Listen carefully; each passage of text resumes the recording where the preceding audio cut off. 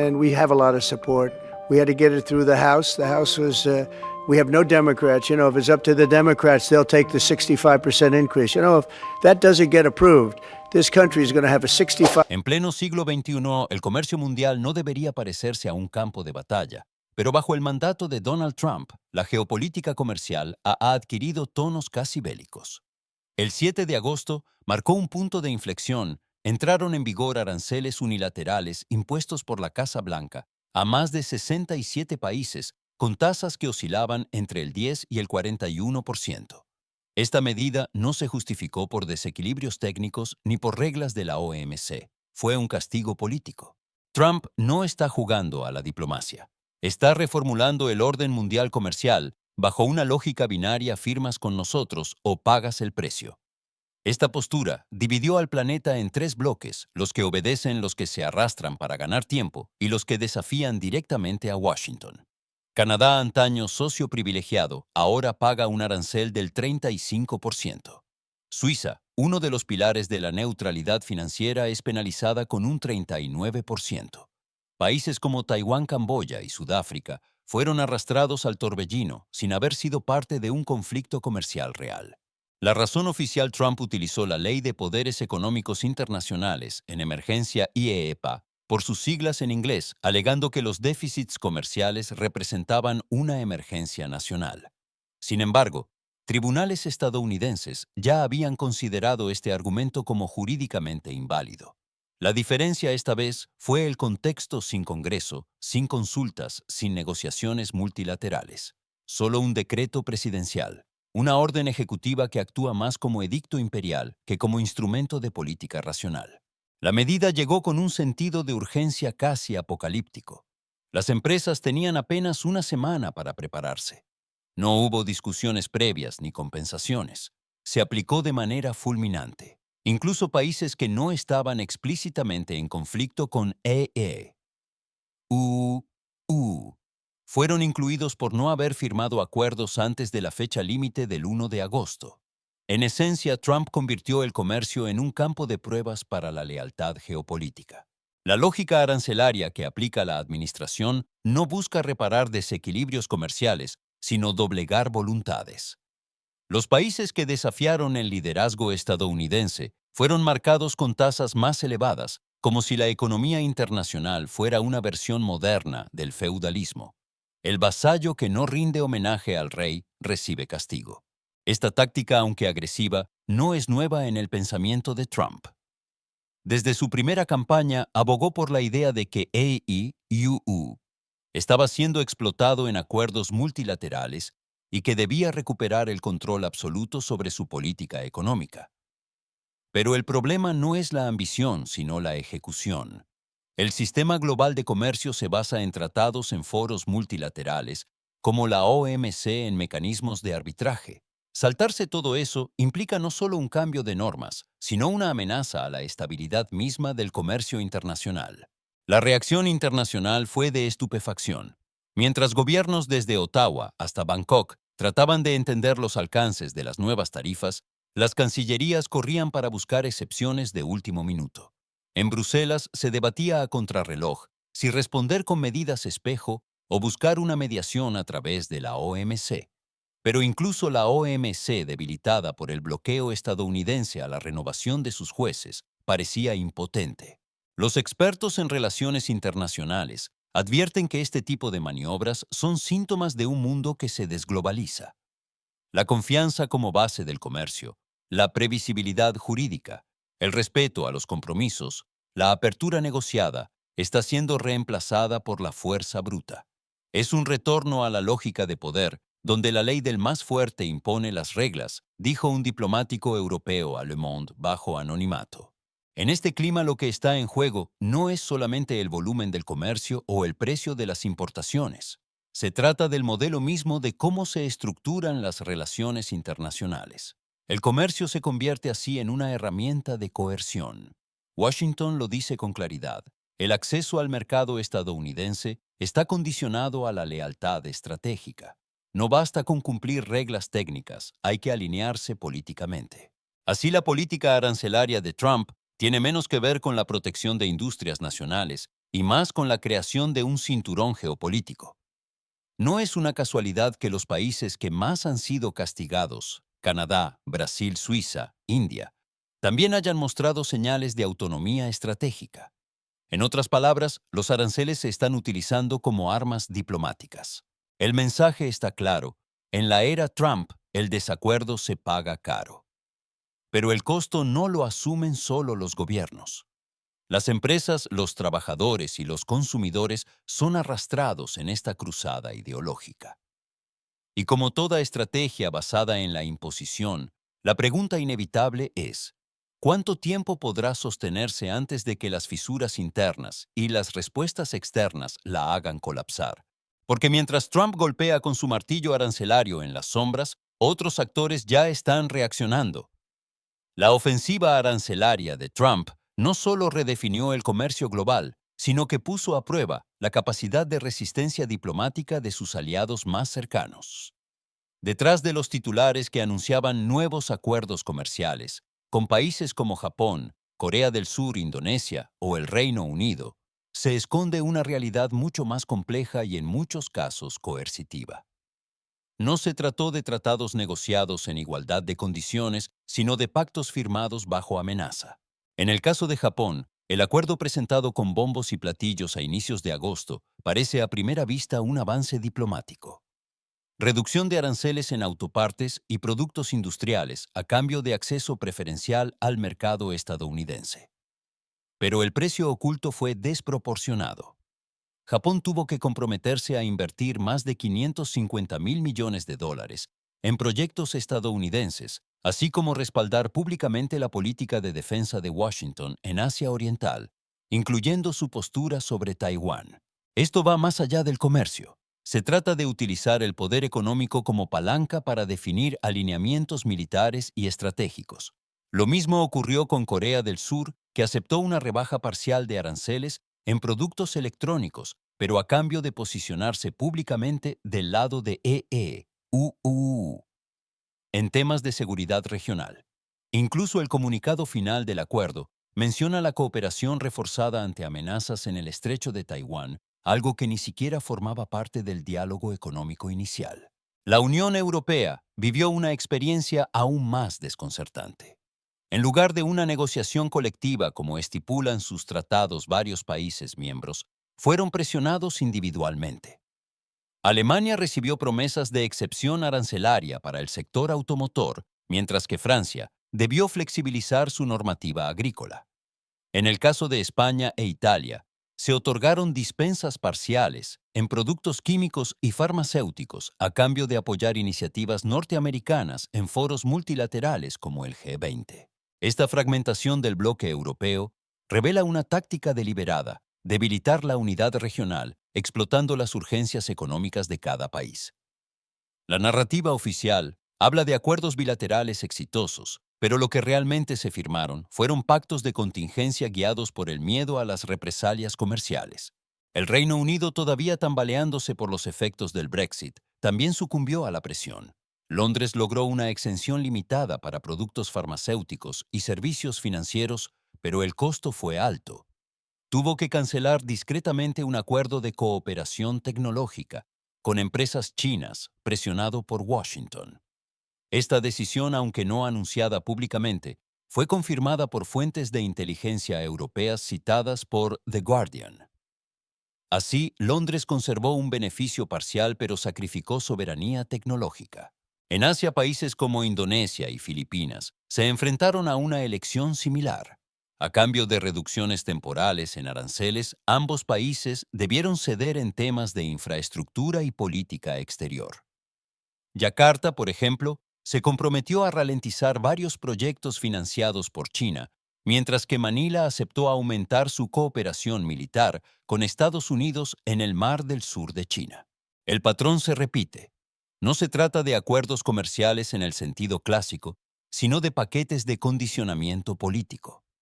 Las tarifas son utilizadas como armas para rediseñar las alianzas globales y forzar decisiones estratégicas. Lo que antes se resolvía en foros como la OMC, ahora se decide en despachos cerrados bajo amenaza de sanción inmediata. Este giro radical también tiene implicaciones legales. Varios expertos en derecho internacional, como la profesora Deborah Elms del Asian Trade Center, advierten que esta estrategia vulnera los principios fundamentales del comercio multilateral: no discriminación, transparencia y previsibilidad. Los acuerdos obtenidos bajo presión dejan de ser tratados válidos. Son imposiciones y eso debilita toda la arquitectura legal del comercio global, afirmó Elms en una entrevista reciente para Reuters. Incluso los gobiernos que aceptaron las condiciones no lo hicieron con entusiasmo. En conversaciones off the record, funcionarios de Tokio, Berlín y Seúl reconocen que estos pactos fueron daños controlados, no avances reales. La mayoría buscaba simplemente evitar un impacto mayor sobre sus economías ya debilitadas por la desaceleración global post-pandemia. La velocidad con la que se concretaron estos acuerdos también despierta sospechas. Muchos se anunciaron en las horas previas o posteriores al plazo límite del 1 de agosto. Eso indica que las negociaciones no fueron planificadas, sino improvisadas. Más aún, el hecho de que varios países hayan firmado sin consultar a sus parlamentos refuerza la idea de que se trató de maniobras de emergencia. Frente a este panorama, la comunidad internacional comienza a reaccionar. En el Parlamento Europeo se discuten mecanismos para blindar las decisiones comerciales colectivas ante presiones externas. En Asia, algunos gobiernos estudian la posibilidad de fortalecer alianzas alternativas, como la Asociación Económica Integral Regional, RCEP, liderada por China, para contrarrestar la dependencia de los mercados estadounidenses. La pregunta de fondo es: ¿hasta qué punto se puede construir un sistema comercial estable cuando los acuerdos se basan en el miedo? Porque lo que se firmó no es sostenible. Las concesiones hechas bajo presión no generan confianza, y en ausencia de confianza, el comercio se convierte en un campo minado.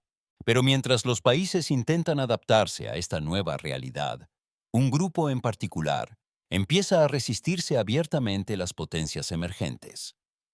India y Brasil, lejos de ceder, están lanzando señales de rebelión. En un escenario donde muchas naciones claudicaron ante la presión arancelaria de Washington, India y Brasil emergen como dos polos de resistencia estratégica. No se trata simplemente de defender intereses comerciales puntuales, sino de cuestionar abiertamente la lógica de subordinación impuesta por la administración Trump. Ambos países representan algo más que economías grandes. Son símbolos del sur global, voces con peso propio en un mundo que ya no gira exclusivamente en torno a las decisiones de Estados Unidos. India fue uno de los primeros blancos del discurso anti-China de Trump, pero el problema se agravó cuando Nueva Delhi decidió continuar comprando petróleo ruso con descuento tras el estallido del conflicto en Ucrania. A ojos de Washington, esta decisión fue vista como una afrenta directa, no solo por la relación con Moscú, sino por la osadía de desafiar la hegemonía del dólar como moneda de intercambio energético. India, junto a otros países como Irán y China, comenzó a experimentar con acuerdos bilaterales en monedas locales, esquivando el sistema SWIFT. La respuesta de EEE. Uh, uh, fue contundente: amenazas de aranceles sobre el acero y el aluminio indios, acusaciones de prácticas desleales y la exclusión temporal de India del Programa de Preferencias Arancelarias GSP. Sin embargo, la reacción de Modi no fue la esperada. En lugar de ceder, el gobierno indio duplicó su apuesta firmando acuerdos energéticos con Rusia, acelerando sus vínculos con Irán y anunciando inversiones masivas en corredores logísticos que no dependen de rutas controladas por Occidente. Según The Economic Times, la administración Trump habría exigido a India la alineación política explícita con su visión indo-pacífica, incluyendo un distanciamiento definitivo de China. Pero Nueva Delhi se negó a comprometer su autonomía estratégica. Incluso en las negociaciones secretas llevadas a cabo en Doha, los diplomáticos indios mantuvieron su línea: no aceptarán tarifas impuestas como castigo político. Brasil, por su parte, representa un caso aún más complejo. Bajo el liderazgo de Lula da Silva, Brasil intenta reposicionarse como líder regional y actor clave en los BRICS. La decisión de Trump de imponer un arancel del 50%, combinando tarifas técnicas y motivos políticos, fue interpretada por Brasilia como un acto hostil. La relación ya venía tensa desde el silencio de Washington tras el atentado al Capitolio brasileño, un episodio que muchos interpretaron como un eco del asalto a la democracia, promovido por Bolsonaro, aliado cercano de Trump. Pero lo que realmente molestó a EEUU fue el acercamiento entre Brasil y China. En abril de 2025, ambos países firmaron un acuerdo para comercializar materias primas en yuanes, dejando al dólar fuera de la ecuación. Además, el puerto de Santos comenzó a recibir inversiones directas de empresas chinas vinculadas a la iniciativa de la Franja y la Ruta. Para Trump, esto fue una provocación. Para Brasil, una decisión soberana. La imposición del arancel del 50% afectó principalmente a productos agrícolas y minerales, dos pilares de la economía brasileña. La intención, según O Globo, era castigar a sectores industriales que se beneficiaban de la cooperación con Beijing. Pero el resultado fue una ola de indignación interna. La Confederación Nacional de la Industria calificó la medida como una declaración de guerra económica y exigió al gobierno responder con contramedidas. Y así fue. En menos de una semana, Brasil anunció un paquete de restricciones a importaciones de productos estadounidenses en sectores clave como farmacéuticos y maquinaria agrícola, así como la suspensión de un acuerdo de cooperación militar bilateral firmado en 2019. Además, Lula inició una ronda de consultas con Argentina, Sudáfrica e India para establecer un mecanismo de defensa comercial dentro del bloque BRICS, una especie de escudo arancelario común.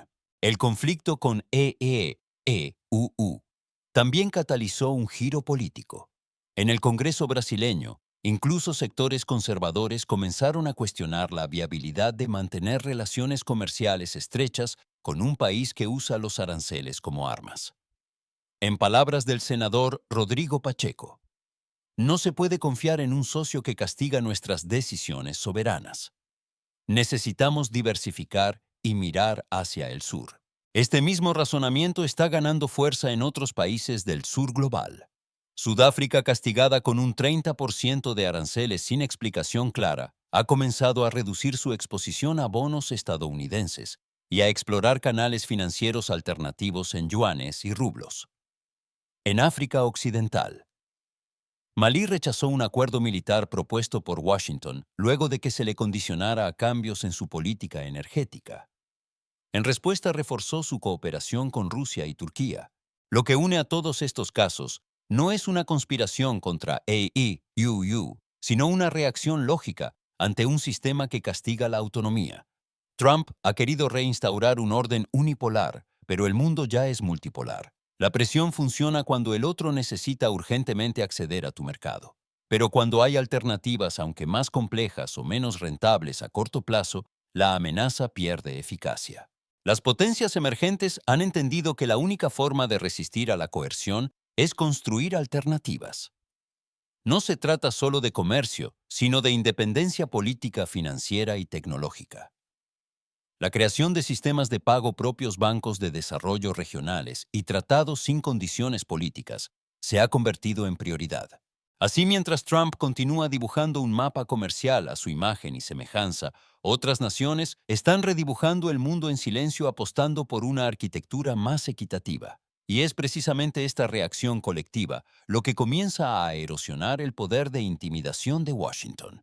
Pero mientras la resistencia se articula en el sur dentro del propio Estados Unidos, comienza a sentirse el costo de esta guerra global de tarifas. Mientras Trump golpea al mundo con tarifas dentro de su propia casa, las grietas comienzan a ensancharse. Lejos de consolidar una economía robusta, la estrategia arancelaria está provocando una reacción en cadena que sacude los fundamentos del sistema productivo estadounidense. Lo que inicialmente se presentó como una política patriótica para proteger al trabajador americano, se ha transformado en un torbellino de inflación, desempleo y miedo en los mercados financieros. Todo comenzó a visibilizarse el 1 de agosto, cuando se publicó el informe de empleo mensual. Solo 73,000 nuevos puestos de trabajo fueron creados en julio, muy por debajo de los 100,000 esperados. Lo más alarmante fue el aumento de la tasa de desempleo al 4,2%. La cifra no solo encendió las alarmas en Wall Street, sino que confirmó una sospecha latente la economía estadounidense está empezando a ceder. Los mercados reaccionaron con pánico. Las bolsas asiáticas cayeron en cascada Tokio, Seúl, Mumbai, mientras los índices bursátiles de Nueva York abrían con pérdidas históricas. Los rendimientos de los bonos del Tesoro se desplomaron, lo que indica una huida hacia activos refugio.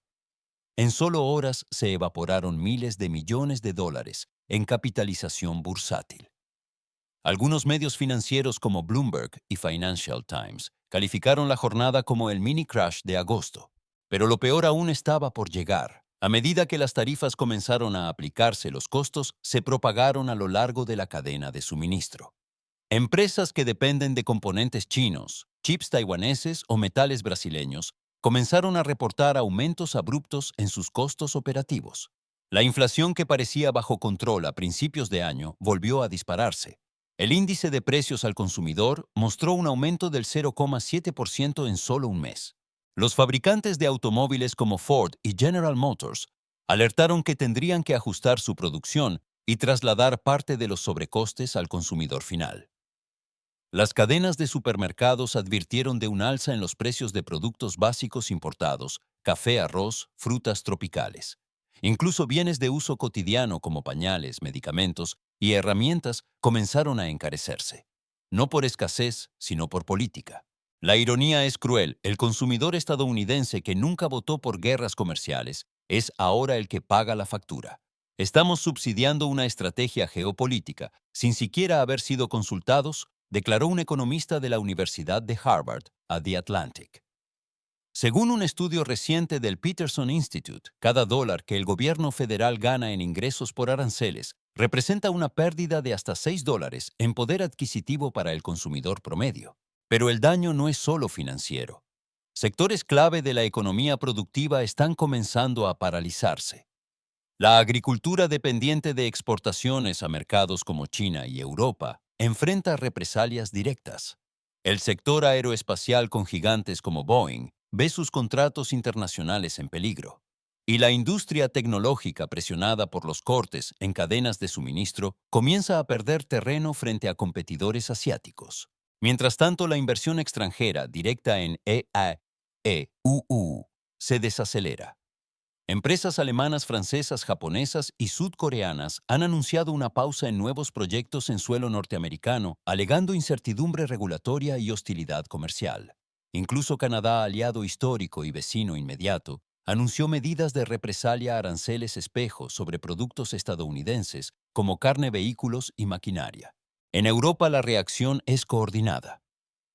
La Comisión Europea discute un paquete de resistencia estratégica que incluiría restricciones temporales a importaciones de productos estadounidenses, subsidios a empresas afectadas por las tarifas y el impulso de alianzas con mercados alternativos como India y Sudamérica. Alemania y Francia han sido especialmente vocales, con declaraciones directas sobre la pérdida de confianza en Washington como socio comercial estable. En América Latina, México comienza a diversificar sus mercados, firmando acuerdos con Asia y reforzando su presencia en el Mercosur. En Brasil, la retórica antiestadounidense gana espacio incluso entre sectores centristas. El presidente Lula ha lanzado una propuesta para un bloque del sur que permita a las economías emergentes negociar como bloque frente a presiones de potencias. Asia también se reorganiza. China intensifica su estrategia de autosuficiencia tecnológica y energética, mientras refuerza sus lazos con socios clave como Rusia, Irán e incluso la India, a pesar de las tensiones históricas. En paralelo, ASEAN discute mecanismos de integración financiera que permitan sortear el dominio del dólar en sus transacciones regionales. Lo que está en juego no es solo una reacción económica, sino un cambio sistémico. Por primera vez desde el fin de la Segunda Guerra Mundial, EEUU está siendo percibido no como garante del orden liberal internacional, sino como una potencia impredecible y peligrosa. La política arancelaria de Trump no ha aislado a sus enemigos, sino que ha alienado a sus amigos. En el Congreso estadounidense, incluso algunos republicanos comienzan a cuestionar la estrategia. El proteccionismo puede parecer popular, pero está matando lentamente a nuestra economía, declaró el senador Mitt Romney en un discurso reciente. Otros, como la senadora Lisa Murkowski, piden una revisión urgente de la política comercial y una restitución del rol del Congreso en la definición de tarifas. Trump, sin embargo, redobla la apuesta. En sus discursos habla de victorias y de cómo sus medidas han obligado al mundo a respetar a EE. Pero la realidad es que el país está más aislado que nunca. Y mientras el descontento crece en casa, el sistema internacional comienza a resquebrajarse. Las señales son claras: desacoplamiento financiero, bloques paralelos, erosión de la OMC y fragmentación diplomática. Si el comercio fue durante décadas el motor de la estabilidad global, hoy se convierte en una herramienta de fractura. ¿Está el mundo al borde de un colapso económico sistémico? Esa es la pregunta que comienza a sonar con fuerza entre analistas diplomáticos y ciudadanos, por igual. Lo que comenzó como una estrategia nacionalista para proteger al trabajador americano, se ha transformado en una espiral de desconfianza global. El sistema económico internacional diseñado para fomentar el libre comercio, la cooperación multilateral y la interdependencia pacífica está ahora bajo asedio. Y aunque muchos esperaban que la tormenta arancelaria de Trump fuera temporal, los daños acumulativos ya son visibles y potencialmente irreversibles. El promedio de tarifas en EEUU alcanzó niveles no vistos desde la Gran Depresión. Con una media del 18%, la política arancelaria actual supera ampliamente los niveles de protección de cualquier administración desde 1930. En aquel entonces, el proteccionismo contribuyó al agravar la crisis económica mundial. Hoy los paralelismos son inquietantes. Trump justifica las tarifas como una fuente de ingresos entre 450.000 y 500.000 millones de dólares, según estimaciones oficiales. Pero los economistas advierten que por cada dólar recaudado, se pierden varios más en inflación, contracción del consumo y represalias extranjeras. A esto se suman las pérdidas por inversiones no realizadas, el retroceso en exportaciones tecnológicas y la caída de confianza en EEUU como destino comercial. Además, el debilitamiento de las instituciones internacionales como la Organización Mundial del Comercio (OMC) amenaza con desmantelar los mecanismos que garantizaban la resolución pacífica de disputas. Washington ha bloqueado el nombramiento de jueces en la OMC desde hace años y ahora actúa directamente al margen del organismo. Como resultado, las decisiones arancelarias ya no están sujetas a reglas, sino a la voluntad unilateral del Ejecutivo estadounidense. En este contexto, cada país comienza a buscar refugio en nuevas estructuras. Los BRICS, conformado por Brasil, Rusia, India, China y Sudáfrica, aceleran su integración económica y financiera. Se habla de un sistema SWIFT alternativo, bancos de desarrollo paralelos y monedas regionales para transacciones internacionales. El mensaje es claro: si el dólar se convierte en un arma, habrá que desdolarizar.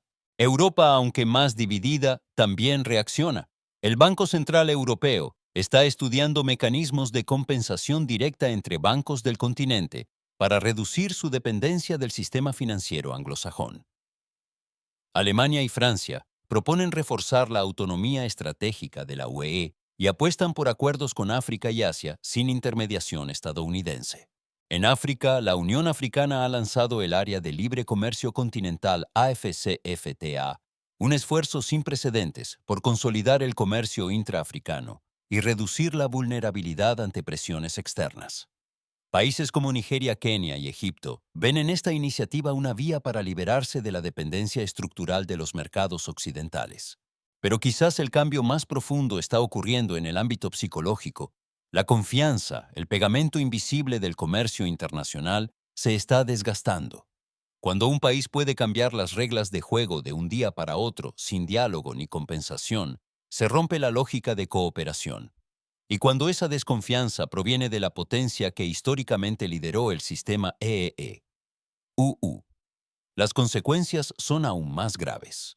Incluso aliados tradicionales están reconsiderando su lugar en el mundo. Japón, que durante décadas basó su seguridad y prosperidad en la alianza con Washington, ahora invierte en capacidades defensivas autónomas y multiplica sus lazos con Europa. Corea del Sur busca fortalecer sus vínculos con ASEAN y China. Canadá, tras el golpe del 35% de aranceles, ha anunciado una revisión estructural de sus prioridades geoeconómicas. Mientras tanto, en EEEUU, las grietas internas se profundizan. El Congreso, cada vez más polarizado, no logra recuperar su autoridad sobre la política comercial. Las grandes empresas presionan por una vuelta al multilateralismo, mientras que sectores nacionalistas aplauden el endurecimiento. El debate se convierte en una guerra ideológica más que económica. Pero el tiempo corre. Las cadenas de suministro rotas no se reparan con discursos. La inversión perdida no regresa de un día para otro.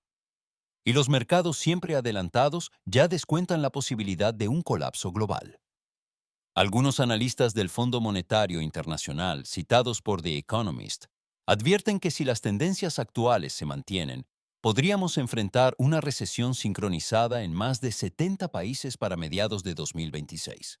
El escenario más temido es el de un desacoplamiento generalizado, bloques comerciales rivales, monedas enfrentadas, barreras proteccionistas por doquier. Un mundo donde no hay reglas compartidas, sino supervivencia geoeconómica. En otras palabras, el fin del orden económico global tal como lo conocemos. A este contexto se suma la crisis climática. Las tensiones militares latentes, como el conflicto en el mar de China Meridional, o la frontera ruso-ucraniana, y los efectos rezagados de la pandemia. Todo forma un cóctel de vulnerabilidad estructural. Y justo en este momento el país que solía liderar la respuesta global parece decidido a retirarse del consenso. Trump no oculta sus intenciones. En sus mítines más recientes, declara abiertamente que el mundo se ha aprovechado de EEUU y que es hora de que paguen por ello. Pero mientras proyecta fuerza hacia el exterior dentro del país, el costo social y político se acumula. Los consumidores pagan más, las empresas exportan menos y los aliados se alejan. En última instancia, esta no es solo una historia sobre tarifas. Es una historia sobre hegemonía, poder y resistencia. Sobre cómo se reconfigura el mundo cuando el actor dominante deja de liderar con el ejemplo y comienza a imponer con castigo. Y sobre cómo en esa transición el caos puede convertirse en la norma. Porque los terremotos geopolíticos no ocurren en el vacío. Tienen réplicas, efectos en cadena, y todo indica que las más fuertes aún están por venir.